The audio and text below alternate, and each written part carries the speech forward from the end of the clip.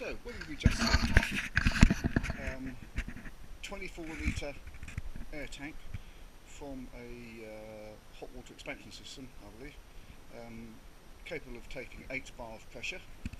I only put in 20 psi just for this second test.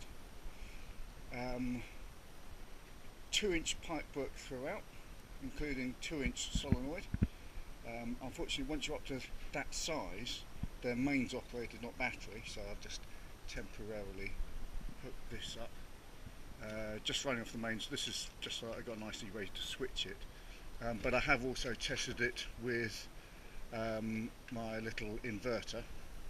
That's a 100-watt inverter, and the valve takes a bit over 30 once it's running. It probably takes a little more just to do the initial energizing. That inverter runs happily off a little motorbike battery, and obviously compressor just to inflate it. At the moment, this is just a temporary setup, so at the moment I'm inflating through the Schrader valve at the back. It's obviously very slow, and I've only just put these on finger tight, so they're leaking air in as well.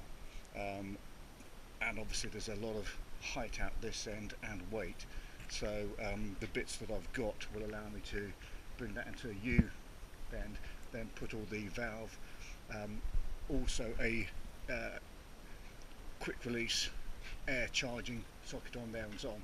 So this lot will come around here and open out to here. That way it'll be more compact and more balanced, easier for carrying and faster to load. But it'll keep the Schrader valve so that we can reload from garages or whatever, or take the compressor on the back of the car. Well, that was it. The initial delay of going off was because simply jamming those little wires into there isn't a great connection, so it took a little bit of wiggling to get that to go. Hence why I jumped. Right, hope you enjoyed it.